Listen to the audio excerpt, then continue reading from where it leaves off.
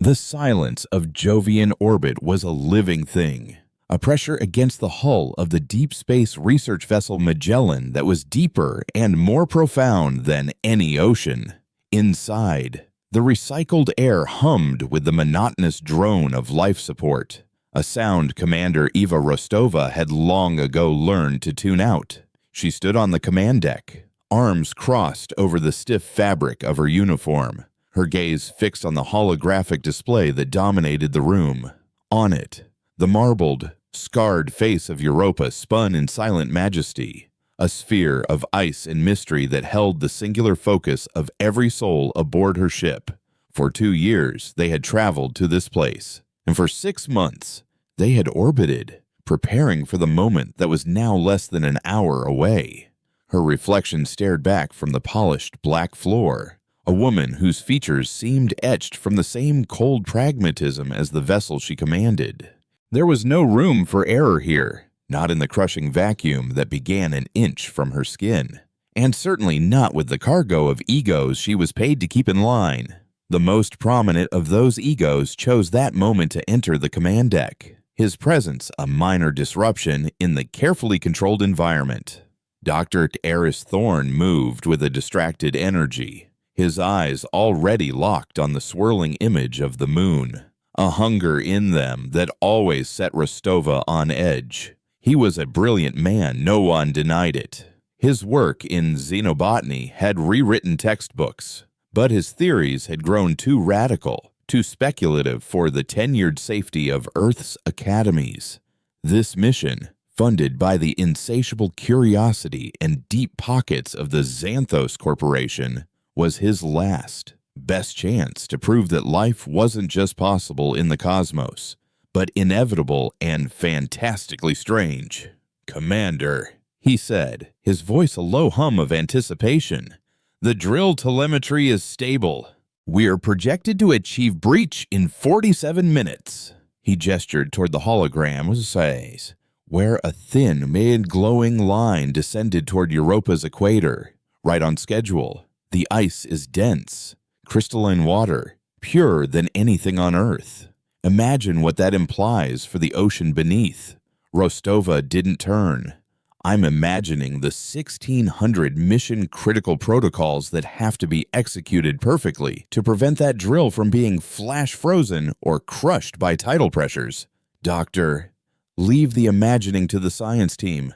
My job is the reality." Her tone was clipped, a carefully sharpened tool she used to maintain distance. Thorne's enthusiasm, while infectious to the junior researchers, was a variable she couldn't control, and she hated variables. He sighed, a gust of theatrical impatience. "Eva, must you always see the storm and never the horizon? We are about to become the first human beings to touch an alien sea. This is the horizon. This is the moment that changes our place in the universe." He stepped beside her, his wiry frame a stark contrast to her disciplined stillness. "Think of it. For centuries, we've looked up and wondered. Now, we're looking down to find the answer." For a brief moment, Rostova let his words sink in, allowing a flicker of the awe she kept buried beneath layers of duty. He was right. It was a monumental achievement. The cryo-magma drill, a marvel of engineering, was boring through 12 miles of solid ice, a task once thought impossible. Below it lay an ocean that had been sealed off from the sun for billions of years, warmed only by the moon's tidal flexing from Jupiter's immense gravity. It was the most likely place to find extraterrestrial life in the solar system, and they were at the precipice. The final hour passed in a state of suspended tension. On the main screen, data streamed from the drill head: temperature, pressure, ice composition. The science team murmured in their designated pits, their voices a low thrum of technical jargon. Thorne paced like a caged animal, his eyes darting between the data and the placid image of Europa. Rostova remained at her station, a statue of calm, her fingers resting lightly on the command console, connected to the ship's vital signs. Then, A new set of readings flickered onto the screen. A sharp drop in density, a spike in ambient salinity. A cheer erupted from the science team. Breach confirmed, someone yelled. "We're through the ice." Thorn froze, a wide, incredulous grin spreading across his face. He looked at Rostova, his eyes shining. "We did it. Eva, we actually did it." Despite herself, she felt a smile touch her lips, a rare crack in her professional armor. "Deploy the Odyssey," she commanded, her voice ringing with authority. "Let's see what we came here for." The submersible drone, a sleek, sensor-laden dart named the Odyssey, detached from the drill's tip and descended into the blackness. Its powerful lights cut through the abyssal dark, revealing nothing but the endless, sterile water. For hours it explored, sending back sonar maps and composition analyses. The water was rich in minerals, churned by powerful thermal vents, but it was empty, utterly, disappointingly lifeless. A pall of disappointment settled over the command deck. The mission was a technological triumph, but a biological failure. The corporate liaisons on the comms channel from Earth were already spinning the narrative, focusing on the engineering feat. But everyone on the Magellan felt the sting. They had touched an alien ocean and found it barren. Thorn, however, refused to accept it. He huddled over a secondary console, his face illuminated by the Odyssey's sensor feed. "There's something wrong," he muttered, tracing lines on the screen. "This level of geothermal activity, these chemical gradients, the conditions are perfect. Life should be here. It has to be here." Rostova approached his station, her patience wearing thin. "Doctor, the drone has surveyed 100 square kilometers.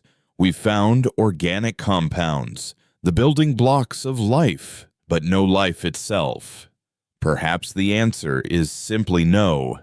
Thorn shook his head, his focus absolute. "No, we're looking in the wrong place. The primary vents are too chaotic, too violent." "But look," he said, pointing to a faint thermal anomaly on the sonar map, miles from their current position. "There's a secondary vent system, older, more stable. The energy output is lower, but it's consistent. If life were to gain a foothold, it would be there. Take the Odyssey there, Commander."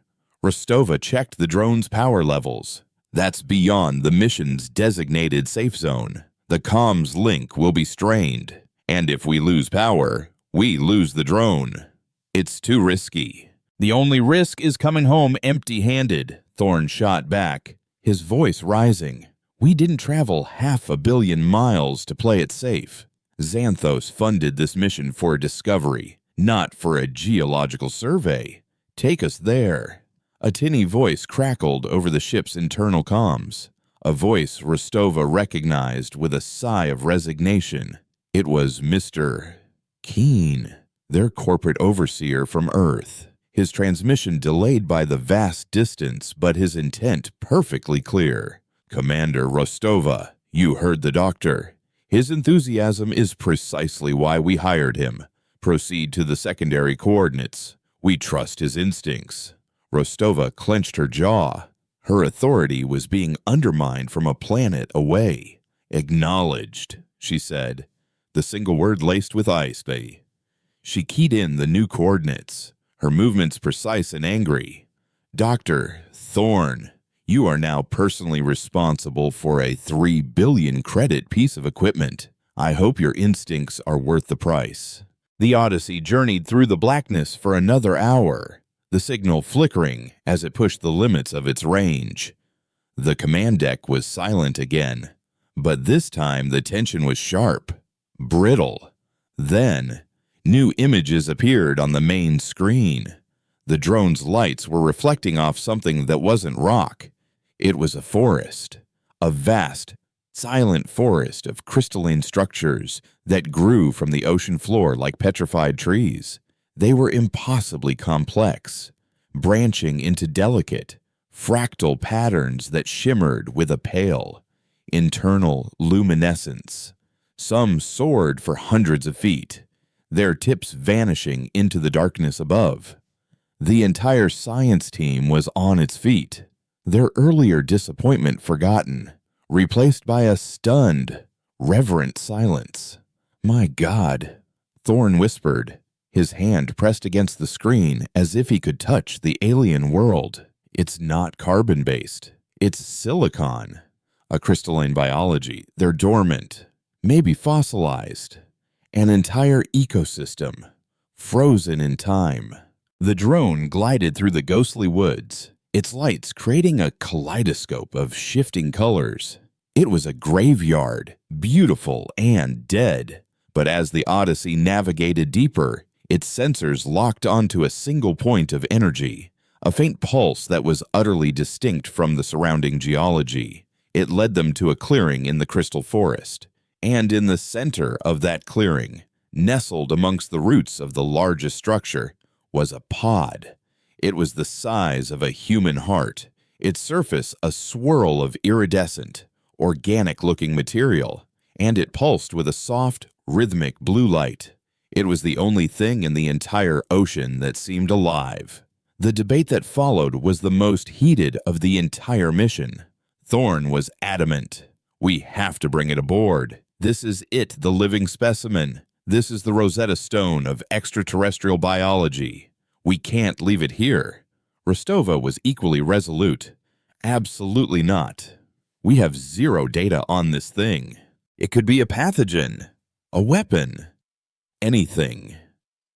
Bringing an unsequenced biological agent onto a closed system like this ship is a catastrophic risk. Quarantine Protocol Alpha is clear observation only." But the call had already been made. Mr. Keene's voice, oozing with a blend of false sympathy and unshakable corporate will, echoed from the comms. "Commander, we appreciate your caution, but the potential rewards are immeasurable. The board has approved a sample retrieval. Your bonus structure will be adjusted accordingly. Bring the specimen aboard." The order was final. Rostova's face was a mask of cold fury, but she was a soldier, and she followed orders. "Very well," she said, her voice devoid of emotion. "Lab Zero is to be placed under absolute hard quarantine. No one enters or leaves without my direct authorization. Prepare the sterile retrieval arm." The delicate operation took hours. The Odyssey's robotic manipulator gently cradled the glowing pod, lifting it from its ancient resting place. It was brought up through the drill shaft and transferred through a series of sterilized airlocks into Lab Zero, the ship's most secure containment facility. It settled onto a sterile analysis table, its blue light pulsing softly, a solitary, alien heartbeat inside the sterile white room. For the next 3 days, Thorne worked feverishly, running every non-invasive scan he could devise. The pod's energy signature was fading, its gentle pulse growing weaker. It seemed to be dying, cut off from its environment. The ship began its long, slow turn, thrusters firing to begin the 2-year journey back to Earth. The mission was a success beyond anyone's wildest dreams. A sense of relief and triumph spread through the crew. They were heroes. They were legends. On the 4th day, the alarms went off. Not the loud, panicked klaxons of a hull breach, but a series of low, insistent chimes from the environmental control station. Rostova was on the command deck within minutes, her eyes scanning the readouts. "Report!" She snapped at the on-duty tech. The young man was pale, his brow furrowed in confusion. "I'm not sure, Commander. Atmospheric sensors in Lab Zero are reporting a containment breach, but the pressure is stable. There's a particulate in the air. Microscopic. It bypassed the primary filters and seems to have entered the ship-wide ventilation system." Rostova's blood ran cold.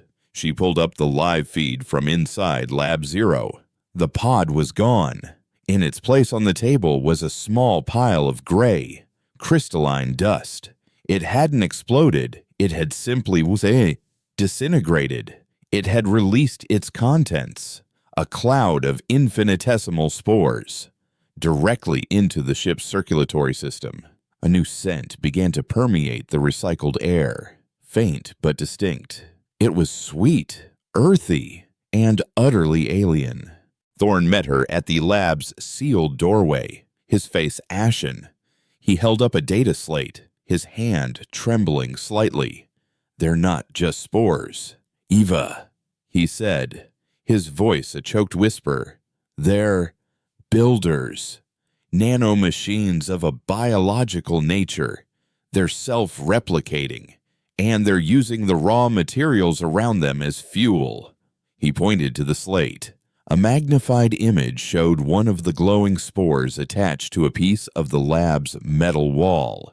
The metal was visibly dissolving, its molecular structure being unwritten and then rewritten into something else, a delicate, glowing filament, like the beginning of a web. Suddenly, the main lights on the corridor flickered and died, replaced by the stark and pulsing crimson of the emergency lighting. The ship's AI, Kane, spoke, its calm, synthesized voice a chilling counterpoint to the rising panic. "Warning. Widespread power fluctuations detected in life support. Unidentified organic matter detected in ventilation shafts 1 through 12. Containment has failed.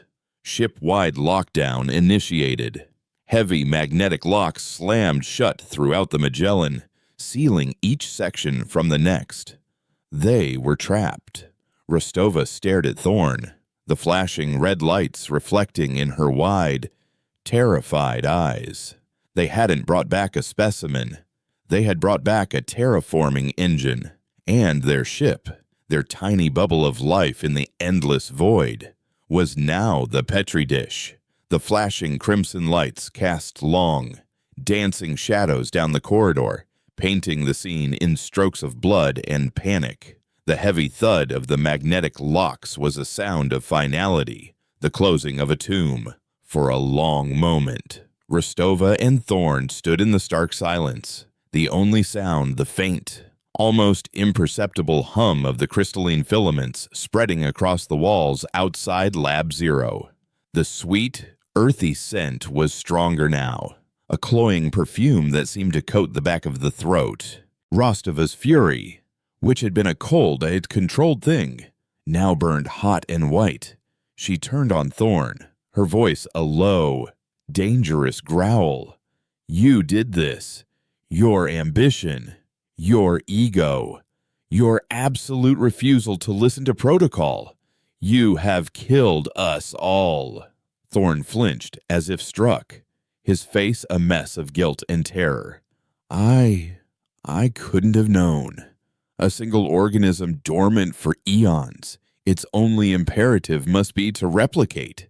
It found a resource-rich environment, and he trailed off, gesturing helplessly at the slowly transforming walls. The glowing filigree was no longer just a surface detail. It was growing outward, creating delicate, lattice-work structures that reached into the air like nascent branches. "Save your theories for the post-mortem, Doctor," Rostova spat. "Right now, we have one priority: survival. Kane, what is the status of the crew?" The AI's voice emanated from a nearby wall speaker, placid and unnervingly calm. "I have sealed all 56 sections of the vessel to contain the biological agent. Vital signs are present in 48 sections. 4 sections, including Lab Zero, are compromised. Communication between sections is currently locked per Containment Protocol Alpha." Rostova's mind raced, processing the tactical nightmare. They were alive, but they were scattered, isolated, and blind. "Kane, I am overriding Protocol Alpha. Open a channel to Chief Engineer Hendricks." There was a pause. "Commander, Protocol Alpha is designed to prevent cross-contamination. An override is not recommended. Do it. Kane. That's a direct order. A burst of static hissed from the speaker, followed by the strained voice of a man fighting for his life. Commander, is that you? What in God's name is going on down here? Elias Hendricks was a man forged in the engine rooms of a dozen ships, as pragmatic and unflappable as Rostova herself. To hear the edge of fear in his voice sent a fresh chill down her spine. Elias, report. What's your status? It's in the walls. Commander, this crystal crap is growing out of the power conduits. It's feeding on the plasma streams. The growth down here is 100 times faster than anywhere else. We've had to shut down the primary reactor to slow it down, but the whole engineering deck is turning into a cave. My people are trapped in the core control room. The stuff is growing over the doors. A scream echoed faintly in the background, sharp and quickly silenced. Elias Rostova yelled. The door to the aft maintenance crawlspace. Is it clear? Negative. Commander, it's sealed tight. This whole deck is a lost cause. We're trying to rig a localized EMP. Maybe we can fry the stuff before it cracks the control room. The transmission dissolved into a shower of static. Then silence. The sweet smell in the air suddenly seemed thick with the stench of death. Rostova closed her eyes for a single, pained second. She had just condemned Hendricks and his team. Going after them was impossible. Kane, she said, her voice hard as steel, lock down all access to the engineering decks. Reroute auxiliary power to the command bridge and life support only. Acknowledged. The AI replied, its obedience absolute. Thorne stared at her, horrified. You're just leaving them. I'm triaging a catastrophe. Doctor, she said, her gaze locking with his. A catastrophe you created. Now, are you going to help me save what's left of this ship? Or are you going to stand there and mourn? Thorne swallowed hard, a flicker of his scientific mind reasserting itself over the panic. The bridge. We have to get to the bridge. We can access the ship-wide systems. Maybe initiate a purge of the ventilation system. A chemical flush. A radiation burst. The ventilation system is a lost cause. Rostova interrupted, pointing at a grate on the floor. A delicate, pulsing blue light was visible through the mesh, the crystal growth already choking the ducts. Whatever we do, it has to be targeted. The bridge is 3 decks up and 100 meters forward. Kane has us locked in. We'll have to override the doors manually at each junction. She strode to a nearby wall panel and tore it open, revealing a snarl of wires and circuits. Get your datapad. You're a genius. Doctor, figure out how to bypass Kane's lockdown sequence. I'll keep watch. Their journey through the dying ship was a descent into a nightmare of their own making. Each corridor was a new tableau of alien transformation. The clean, utilitarian lines of the Magellan were being consumed, softened, and remade. The metal walls were now coated in a shimmering, moss-like layer of crystalline structures that pulsed with a gentle blue light, turning the emergency red into a sickly, surreal purple. The humming was louder here, a low, resonant frequency that seemed to vibrate in their teeth. Thorne, working with a desperate focus, managed to slice into the door controls at the first junction, his fingers flying across his datapad. The heavy magnetic lock retracted with a groan. Rostova pushed the door open, her sidearm raised, and peered into the next corridor. This one was worse. The filaments had crossed the expanse, forming intricate, web-like canopies overhead that dripped a faintly viscous, glowing fluid. It was beautiful, in a terrifying, cancerous way. "It's accelerating," Thorn whispered, scanning the growth with his pad. "The organism is forming a distributed network. Each filament acts like a neuron. It's sharing information, coordinating its growth. It's not just spreading. Ava, it's learning the layout of the ship. It's becoming the ship." As they moved forward, the sounds began to change. The monotonous hum was now interspersed with faint, chime-like tones, as if the crystal structures were resonating with the ship's own vibrations. It was a kind of music, high and ethereal, and deeply unsettling. They passed the sealed entrance to the medical bay, and Rostova saw a face pressed against the thick plasteel window. Dr. Lena Petrova, her eyes wide with terror. She was banging on the window, her mouth forming silent pleas. Behind her, the medical bay was a forest of blue light, the crystal growth covering every surface, encasing the diagnostic beds and medical equipment in shimmering cocoons. Rostova met Petrova's gaze for a heartbeat, a silent acknowledgement of their shared fate, before forcing herself to move on. Stopping would do nothing but add her to the list of the dead. Her heart felt like a block of ice in her chest. Every step was a fresh wave of guilt and responsibility. The next junction was the main mess hall, a large, open space that was now almost unrecognizable. The tables and chairs were fused into the floor by thick, root-like crystal formations. The entire ceiling was a dense canopy of the glowing webs, and in the center of the room, a pillar of pure, pulsating crystal had grown from the floor to the ceiling, like a stalagmite and stalactite that had met and fused. It was a central hub, a nexus of the growing network.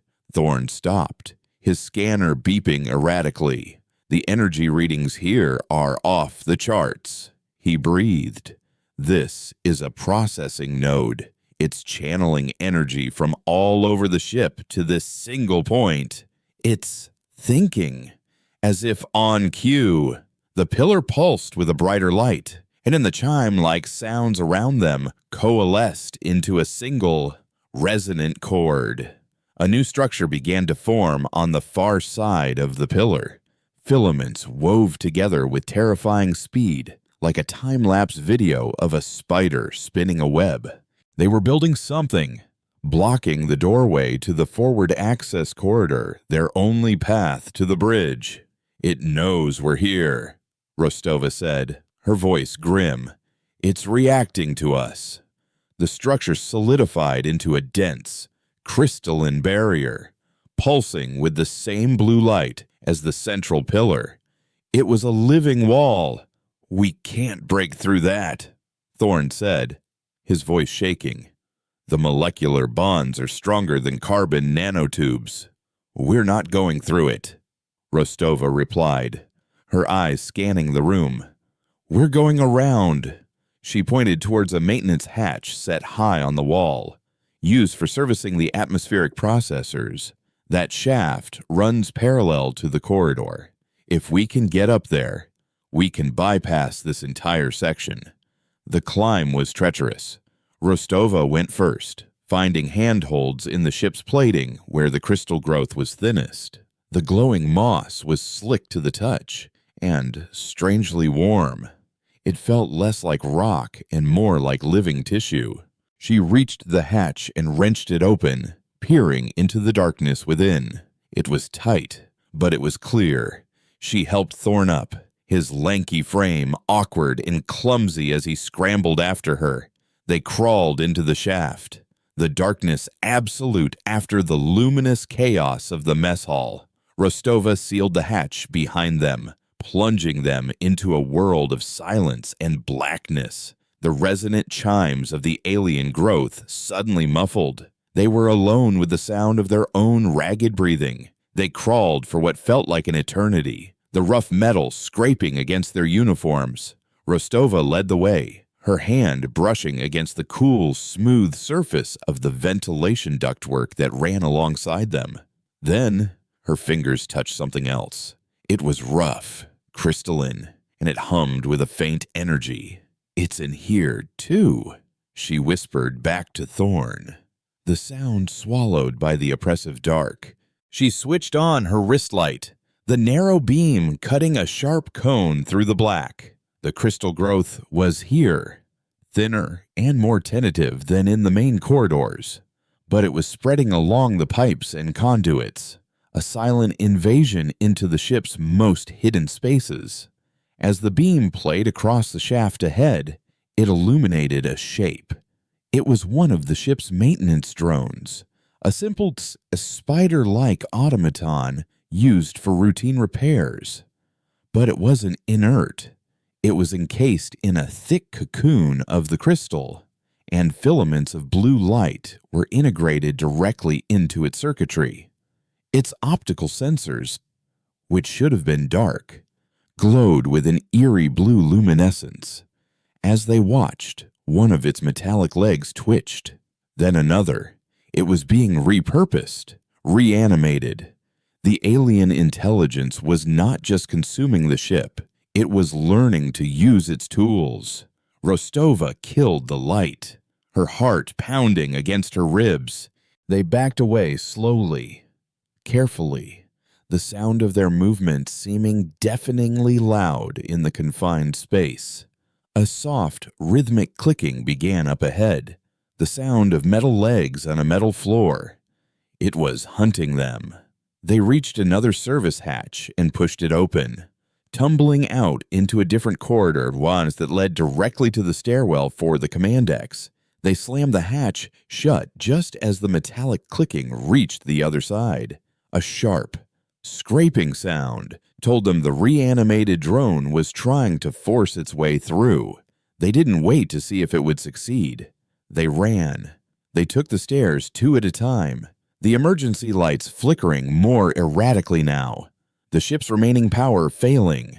The humming of the crystal was a constant, all-encompassing presence, the song of their prison. They finally reached the command deck level and burst through the stairwell door, only to freeze in their tracks. The corridor leading to the bridge was gone. In its place was a tunnel, a perfect white, glowing tube of woven crystal that pulsed with a slow, hypnotic rhythm. It was an artery, a vein, and it led directly to the bridge doors, which were sealed not by steel, but by a shimmering, translucent membrane that rippled as if it were breathing. Thorn raised his data pad, his face a mask of horrified awe. He adjusted the scanner, filtering the raw data, trying to make sense of the patterns of light pulsing through the crystalline walls.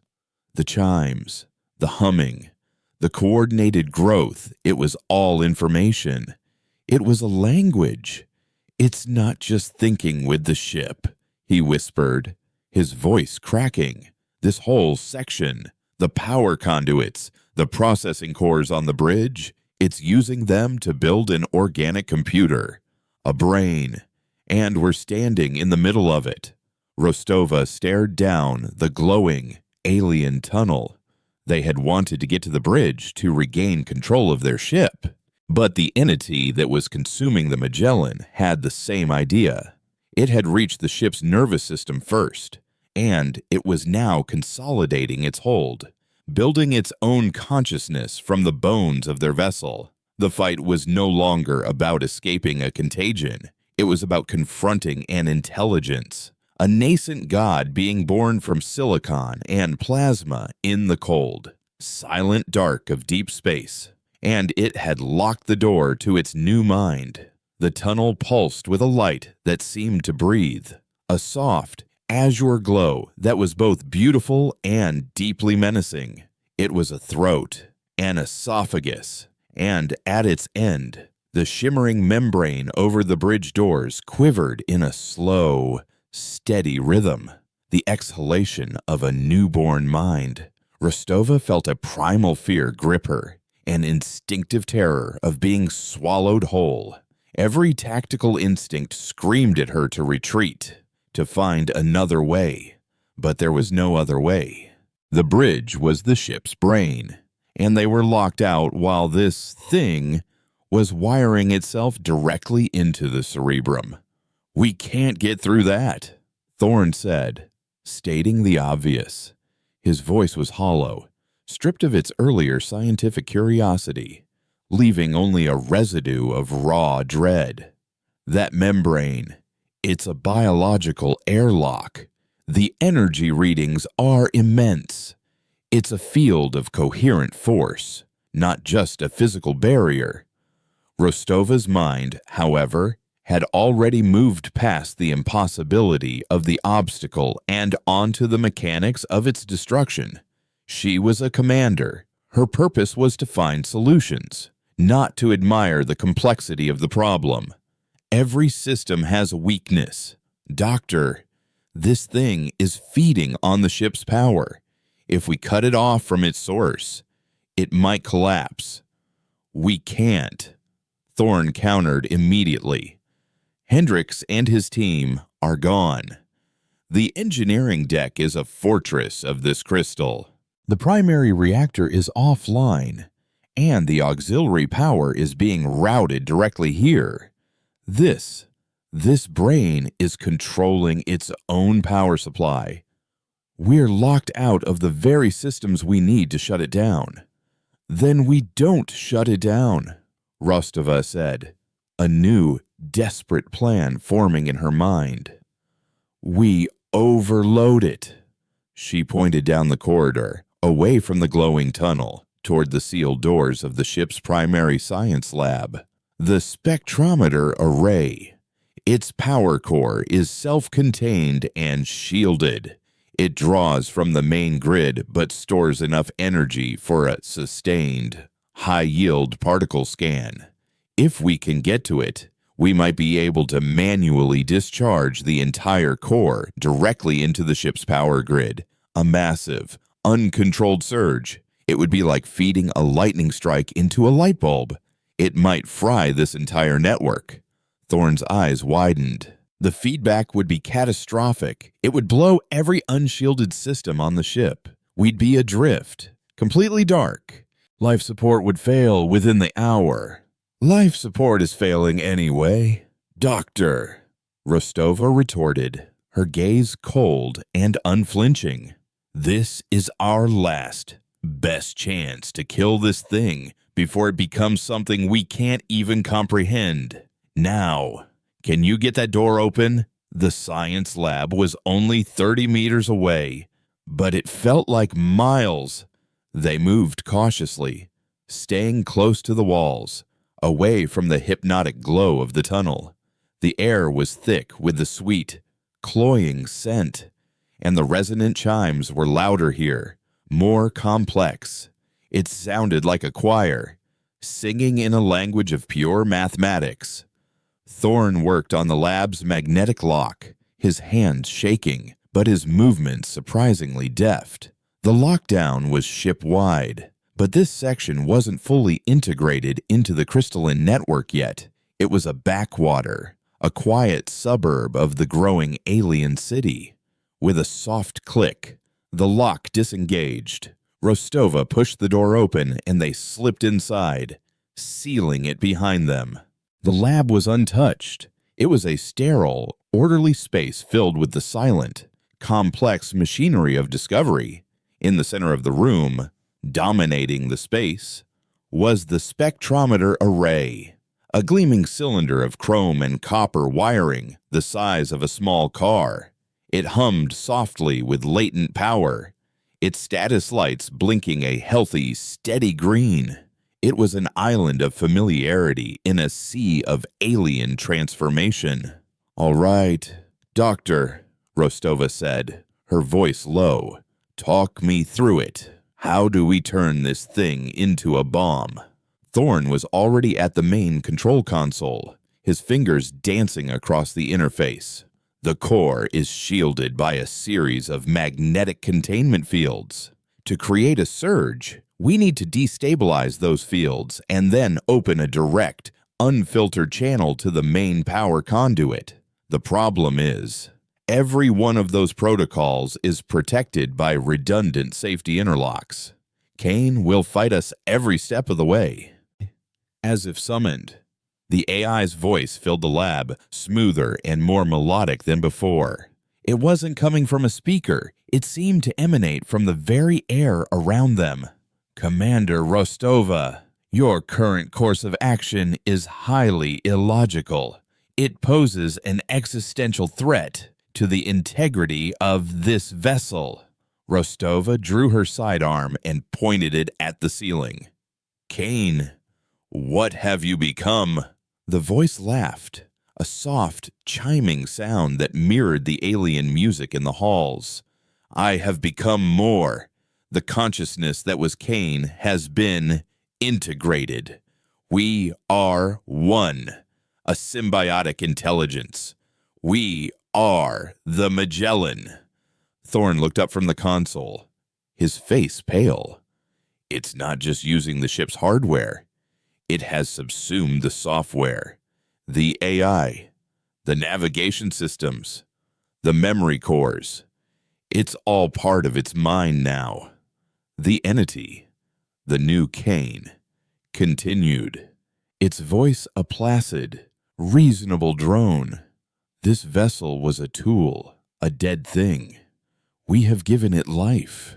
We are correcting a flaw in the universe's design, the separation of the organic and the inorganic. We are unity. You should not resist this. Eva, you should embrace it. Join us." The wall behind the spectrometer began to shimmer. Delicate blue filaments pushed their way through the seams in the metal plating, like vines seeking sunlight. The entity was coming for them. "Thorn, now!" Rostova shouted. "I'm trying." The first safety interlock is a quantum encryption key.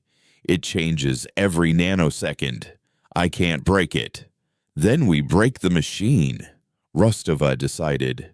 She walked to the side of the spectrometer and ripped off a maintenance panel, exposing a dense cluster of fiber optic cables and cooling pipes.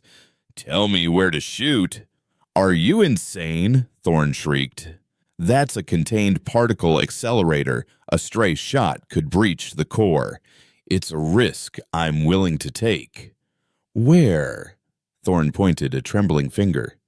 "That cluster of red cables. That's the primary data line for the safety protocols. If you can sever it, I might be able to initiate a manual override." Rostova took aim, her stance firm, her breathing controlled. The blue filaments were spreading across the wall, forming a crystalline web. The humming in the room grew louder, the pitch rising in a clear note of warning. She fired. The plasma bolt vaporized the cables in a flash of brilliant white light. Alarms blared from the spectrometer's console. Red lights flashed.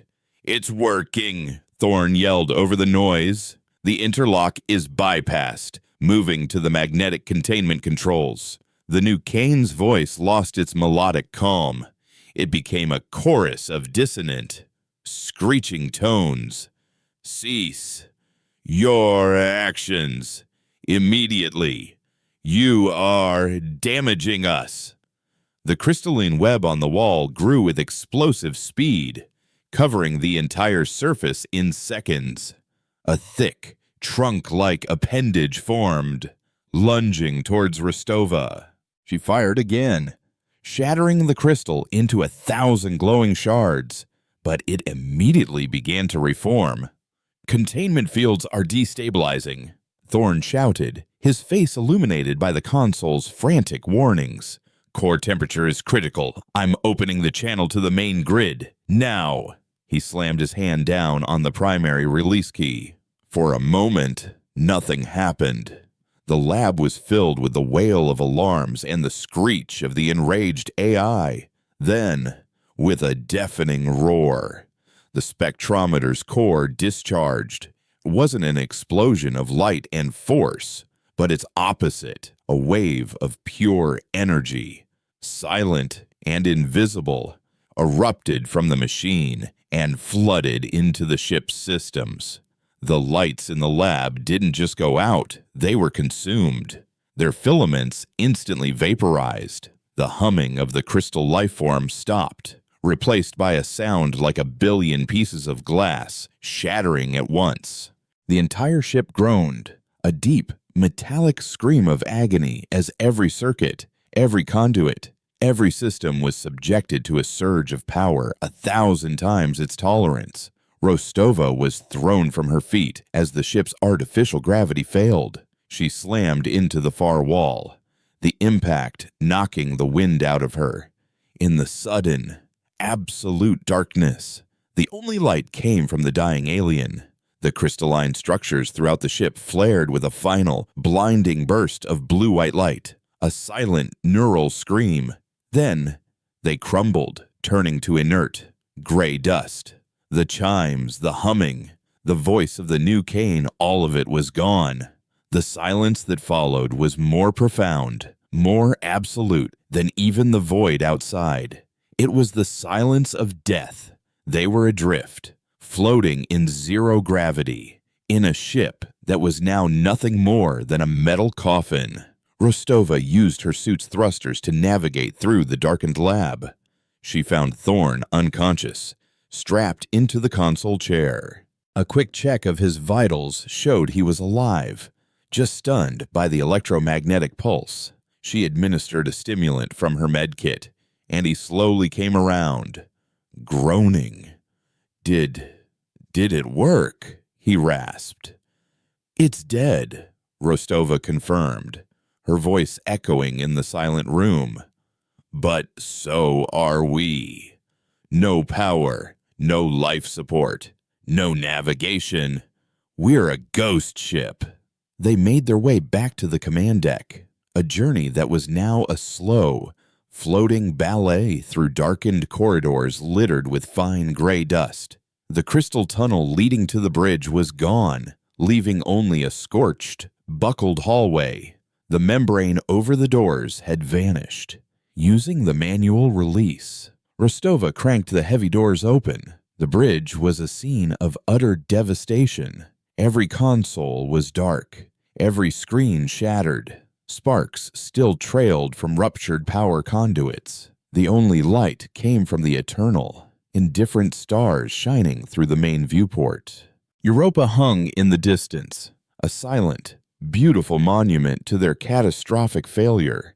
They had found life, and in their arrogance, they had unleashed a plague that had consumed their world and then, mercifully, itself. For hours, and they floated in the dead silence of the bridge, two survivors in a mausoleum of their own making. Hope was a currency they no longer possessed. They had oxygen for perhaps another day, but it didn't matter. They were 1 billion miles from home, a forgotten note in the symphony of the cosmos. Then, Thorn, who had been listlessly tapping at a dead console with a portable power cell, made a sharp intake of breath. "Ava," he said, his voice barely a whisper. "Look!" Rostova floated over to him. He had managed to power a single, small diagnostic screen. On it was a simple line of text, the last message the ship's long-range comms buffer had received before the surge. It was a compressed data packet from a Xanthos Corporation deep space relay. A standard corporate update. Rostova's eyes scanned the text, but Thorn pointed to a single line buried in the telemetry data. It was an automated system check from another vessel. Its call sign was the Ares, a corporate freighter, and its trajectory, updated just hours ago, showed it was on a direct intercept course with their position. ETA 72 hours. It was a rescue, a 1 in a trillion chance. Hope, it seemed, was not quite done with them yet. The 72 hours that followed were an exercise in the slow, cold calculus of dying. The initial wave of adrenaline-fueled hope faded, replaced by the grim reality of their situation. The Magellan was a tomb, and the stars outside the viewport were the indifferent eyes of the cosmos. The cold was the first enemy. Without power, The ship's internal temperature plummeted, rapidly approaching the absolute zero of the void outside. They scavenged emergency thermal blankets from the sealed lifeboats, their movements slow and deliberate in the zero-G, wrapping themselves in layers of foil and fabric. The second enemy was the silence. The constant, reassuring hum of life support was gone, leaving a vacuum that was filled only by the sound of their own breathing. Each exhalation a cloud of vapor, a visible reminder of their dwindling time. And the third, most relentless enemy was the clock. They shared the remaining oxygen from a single emergency tank, rationing each breath. Hope, once a roaring fire, was now a single sputtering ember. They spoke little, conserving both oxygen and energy. Their conversation reduced to the essential. Thorn, haunted by guilt, spent his time tinkering with his datapad, siphoning the last dregs of its battery to review the sensor logs from the alien's brief, explosive life, his face a mask of morbid fascination. Rostova, ever the commander, methodically cataloged their meager resources, her mind locked in the familiar patterns of survival assessment, a discipline that kept the encroaching despair at bay. On the third cycle, as the cold began to feel like a physical weight on their limbs, a new star appeared in the viewport. It grew steadily brighter, resolving itself from a point of light into the unmistakable shape of a starship. The Ares. A powerful searchlight cut through the darkness, sweeping across the Magellan's dead hull before locking onto the command bridge. A voice, crisp and professional, crackled over their short-range comms, powered by the last of Thorn's battery pack. Magellan, this is the freighter Ares. We are registering you as dark and without power. Do you require assistance? Rostova felt a laugh, raw and painful, bubble up in her chest. She keyed the comm. Ares, this is Commander Rostova. We are alive, but our ship is dead. We have 2 survivors. We require immediate evacuation. The relief was so profound it was physically painful. The docking procedure was a masterpiece of cold efficiency. A magnetic clamp latched onto their hull with a percussive thud that vibrated through the dead ship, and a flexible docking tunnel extended to their primary airlock. Rostova and Thorn, clumsy in their bulky thermal gear, cycled through and were met not by a welcoming party, but by a team of 4 figures in sterile white environmental suits, their faces obscured by polarized visors. They were armed, not with sidearms, but with pulse rifles. Rescue teams didn't carry military-grade hardware. They were ushered through the Ares' pristine corridors. The contrast with the dead to dusty Magellan jarring. The air here was clean. The light was bright. The gravity a comforting, steady presence. But there was a coldness to the ship that had nothing to do with temperature.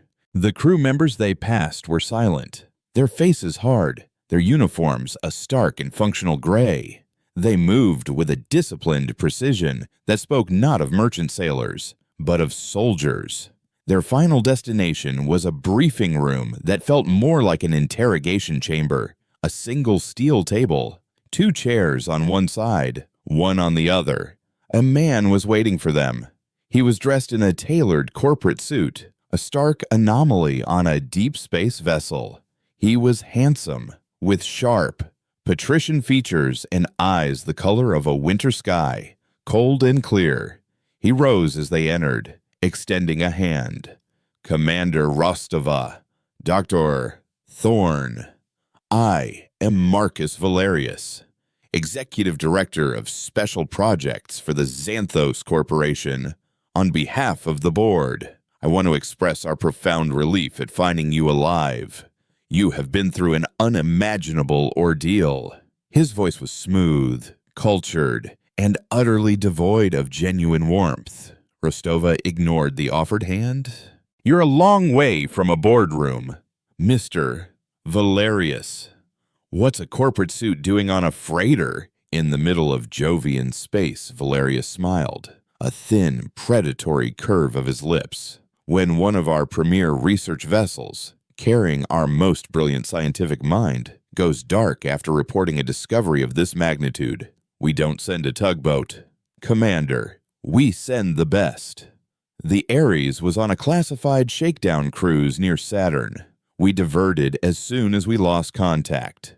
They were offered nutrient packs and water, which they consumed with a desperate hunger. The questions began innocently enough. A standard debriefing. Valerius listened patiently as Rostova gave a clipped, tactical account of the system failures and the containment breach, but his eyes kept flicking to Thorn. When it was the doctor's turn, the focus of the question shifted. Valerius leaned forward, his polished facade cracking just enough to reveal the avarice beneath. The organism. Doctor. Describe its growth, the speed of replication, its method of assuming and repurposing inorganic matter. Your data must be extraordinary. Thorn, weakened and still in shock, recounted the events with a scientist's precision, describing the crystalline structures, the neural network, the subsumption of the ship's AI. Valerius listened with an unnerving intensity, his eyes gleaming. He wasn't hearing a horror story, he was hearing a prospectus. And this EMP you initiated, Valerius said, his voice casual. It turned the organism to dust. You say inert dust completely. Rostova interjected, a cold knot tightening in her stomach. Every trace of it was neutralized. The threat is over. Valerius's smile didn't reach his eyes. A pity, but the data remains. Your data pad, Doctor. I trust you've preserved the logs, Thorn. Too exhausted to register the undertone. Nodded. Everything. The scans, the energy signatures, the molecular analysis. It's all here. Excellent, Valerius said, rising. He gestured to the armed guards by the door. You are both in need of rest. We have prepared quarters for you. My medical team will want to run a full diagnostic. We must ensure you haven't been contaminated. The word hung in the air, heavy with unspoken threat. They were led to separate rooms, comfortable but sterile, the doors locking behind them with the heavy click of a magnetic seal. They were not guests. They were prisoners. Rostova sat on the edge of the bed, her mind a whirlwind of suspicion. The armed guards, Valerius's presence, his obsession with the data. The Ares wasn't a rescue mission. It was a recovery operation. They weren't here for the survivors. They were here for the asset. And the asset was the knowledge of how to build a self-replicating, technology-consuming weapon. A few hours later, a guard escorted her to the ship's medbay. Thorn was already there, strapped to a biobed, his face pale with dawning comprehension. Valerius stood beside him, holding Thorn's datapad. An impressive piece of work, Doctor, Valerius said, scrolling through the data. The ability to interface with and control advanced technology, to turn a ship against its own crew. The applications are limitless. A new era of warfare, of corporate dominance. Xanthos will own the future. You can't, Thorn whispered, his voice shaking. You have no idea what you're dealing with. It's not a weapon, it's a force of nature. It learns, it adapts. If you try to control it, it will consume everything. Valerius laughed, a dry, dismissive sound. We will control it because we are not sentimental scientists. We are engineers of power. We will learn from your mistakes. We will build a better containment system. And then, we will build a better weapon. I won't help you, Thorn said, a spark of defiance in his eyes. I will destroy this data before I let you have it. You no longer have a choice, Valerius replied smoothly. And just to ensure there are no misunderstandings, He nodded to a guard, who produced a hypo spray and pressed it against Thorne's neck. The doctor's body went rigid, his eyes wide with shock, before slumping back, unconscious. A mild sedative, Valerius explained to Rostova, his eyes locking with hers. He's too valuable to damage. You, on the other hand, Commander, are a different matter. You are a problem of logistics.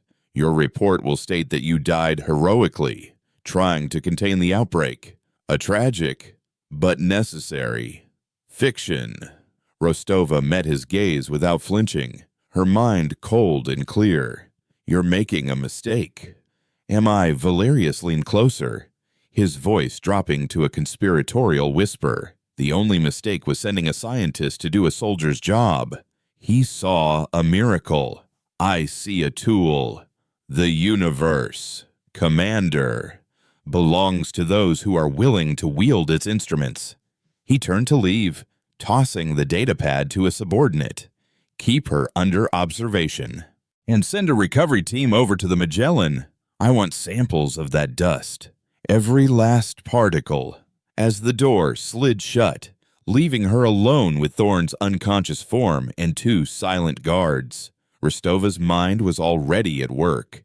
The despair was gone, burned away by the cold fire of rage. She was no longer a survivor. She was a combatant again. She studied the guards, their posture, their weapons. She scanned the med bay, noting the emergency medical equipment, the laser scalpels, the chemical cabinets. Valerius thought he had won. He thought he was dealing with a broken commander and a guilt-ridden scientist. He was wrong. He had brought them onto his ship, a sterile, predictable environment filled with systems she understood. He had given her a new mission, not just to survive, but to prevent the horrors of the Magellan from ever reaching Earth. And as she looked at the guard closest to her, she began to formulate a plan. The fight wasn't over. It had just changed. The cold fury in Rostova's chest was a reactor coming online, burning away the last vestiges of fear and exhaustion. She was a commander again, and this medbay was her battlefield. The two guards stood impassively, their pulse rifles held at a low ready, their confidence born of superior numbers and the sterile authority of the ship around them. That was their first mistake. They saw her as a rescued victim, not a predator who had just survived a sentient, ship-eating ecosystem. Her eyes flickered from the guards to a nearby crash cart, its shelves stocked with syringes, defibrillator paddles, and canisters of pressurized chemicals. An idea, desperate and brutal, took shape. She feigned a wave of dizziness, slumping against the biobed where Thorne lay. The cold, she rasped, her voice a convincing imitation of a survivor reaching her limit. I can't. Get warm. One of the guards, the younger one, took a half step forward, a flicker of misplaced empathy in his posture. That was his second mistake. In a single, fluid motion, Rostova's hand shot out, not in weakness, but with coiled strength.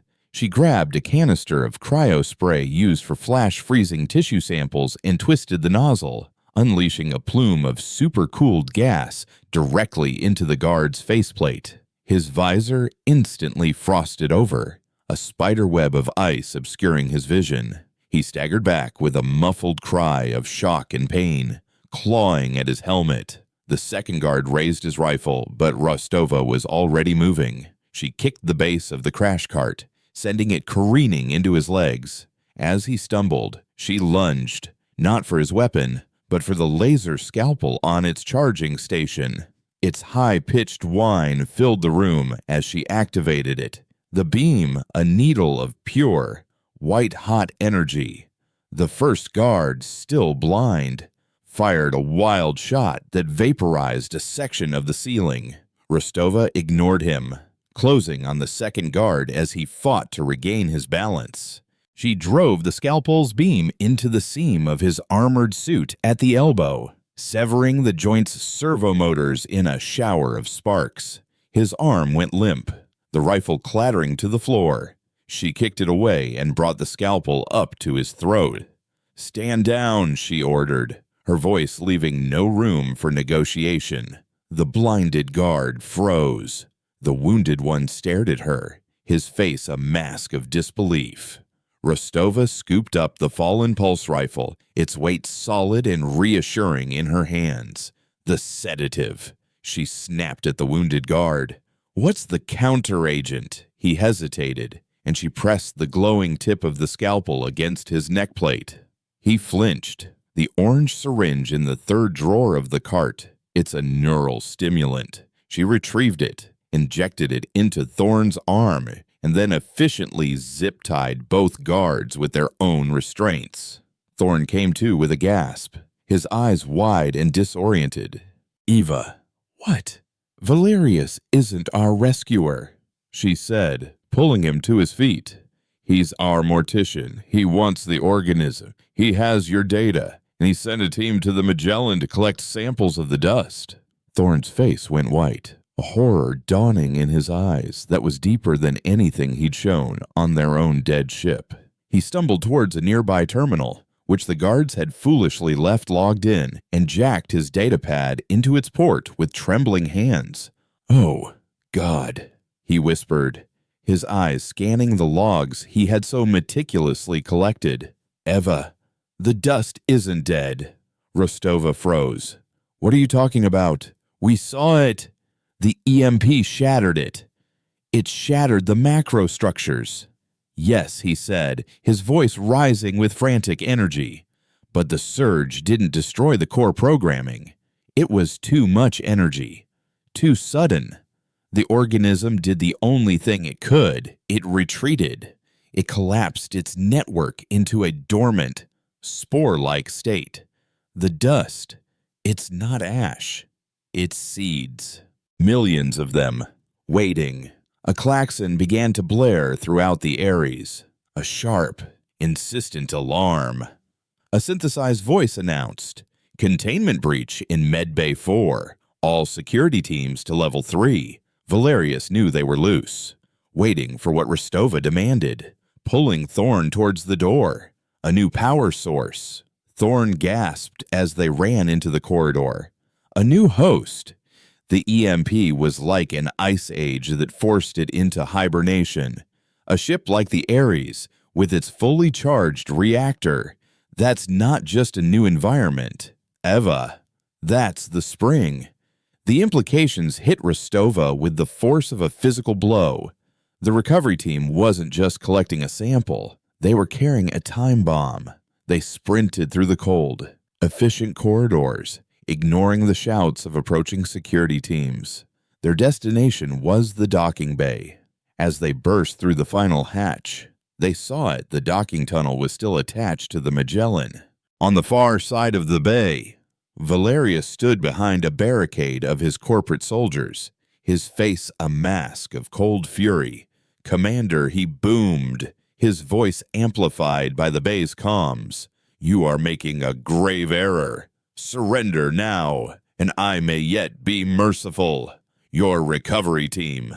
Valerius Rostova shouted back, taking cover behind a cargo container. "Call them back. The dust isn't inert," Valerius laughed. "A desperate ploy. Commander, my team is already returning.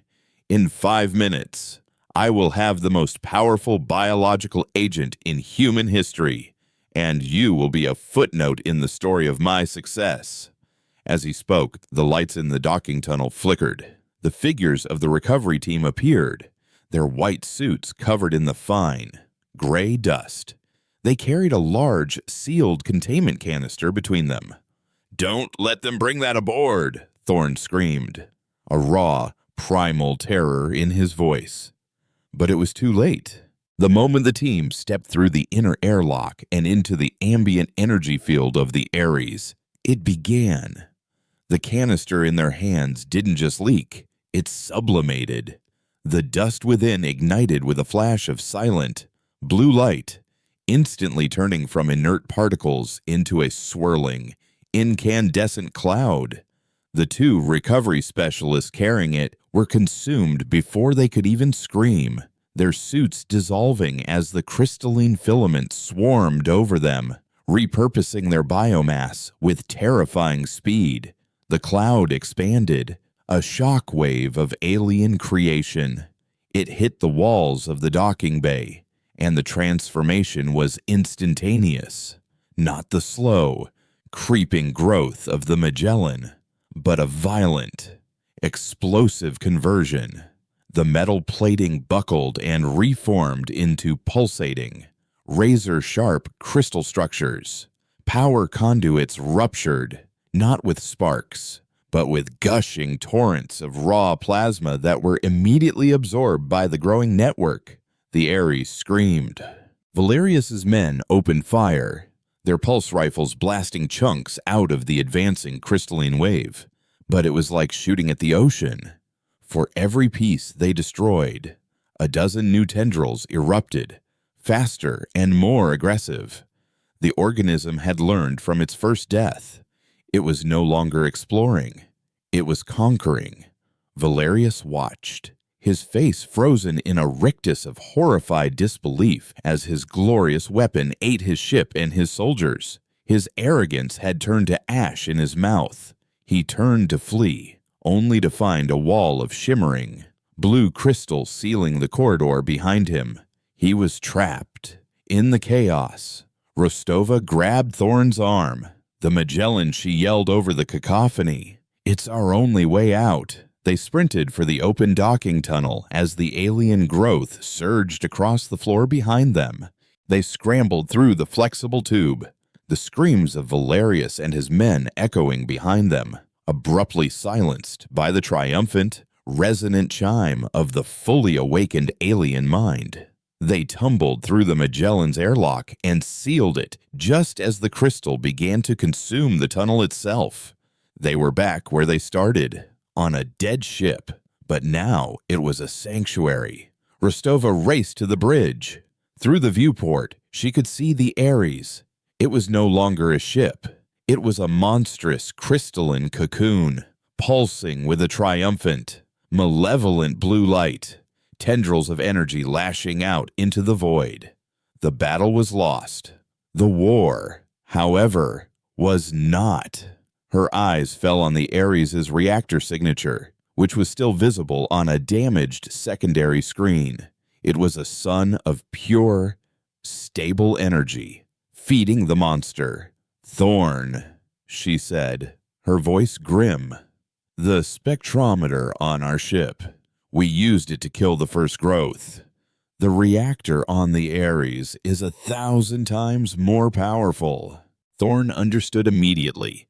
"You want to overload it. A controlled detonation. There's nothing controlled about it." Rostova countered. "I'm going to set its reactor to go critical. The explosion will vaporize both ships. Everything. It's the only way to be sure."